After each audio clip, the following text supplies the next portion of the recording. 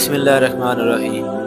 امام حسن مجتبی علیہ السلام کی سیرت پر ہماری خصوصی سیریز کی 7ویں قسط میں آپ کا خیر مقدم ہے۔ پچھلی قسط میں ہم نے امام حسن علیہ السلام کی بے مثال سخاوت کے واقعات سنے۔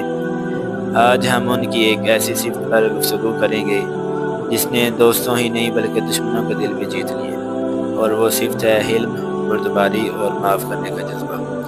ناظرین، غصہ کرنا آسان ہے، لیکن غصے کے باوجود خود پر قابو رکھنا اور دوسروں کو معاف کر دینا بہت بڑے انسانوں کا کام ہے۔ امام حسن مجتبی علیہ السلام کی پوری زندگی اس عظیم اخلاق کا نمونہ تھی۔ تاریخی روایات میں مشہور ہے کہ ایک شخص تو امام حسن علیہ السلام سے بغض رکھتا تھا، مدینہ میں آپ علیہ السلام کے سامنے آیا اور سخت اور توہین آمیز الفاظ کہے۔ اس نے آپ علیہ السلام اور آپ کے خاندان کے بارے میں بھی نازیبا گفتگو کی۔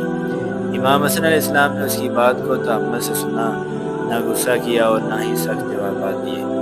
جب وہ شخص خاموش ہوا تو امام حسن علیہ السلام نے نہایت شفقت سے فرمایا، اگر تم مسافر ہو تو میں تمہاری مہمان نوازی کرتا ہوں، اگر تم محتاج ہو تو میں تمہاری مدد کرتا ہوں، اگر تمہیں رہنے کی جگہ چاہیے تو میں اس کا انتظام کر دیتا ہوں۔ یہ الفاظ سن کر وہ شخص حیران رہ گیا۔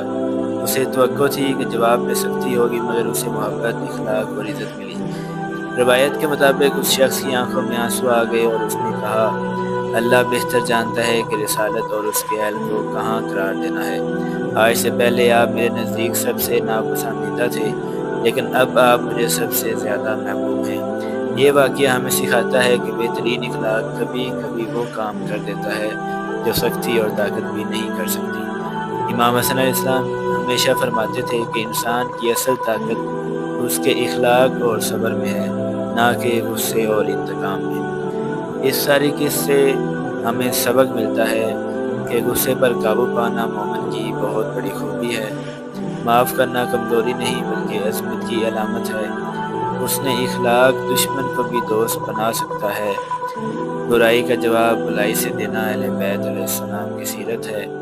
ہمیں اپنی گفتگو میں نرمی، برداشت اور احترام کو اپنانا چاہیے۔ ناظرین، امام حسن مجتبی علیہ السلام نے اپنی زندگی سے ثابت کیا کہ محبت، صبر اور اخلاق انسان کی سب سے بڑی طاقت ہے۔ اگلی قسط میں ہم جانیں گے کہ حضرت علی علیہ السلام کی شہادت کے بعد امام حسن مجتبی علیہ السلام کی خلافت کیسے شروع ہوئی، اور اس وقت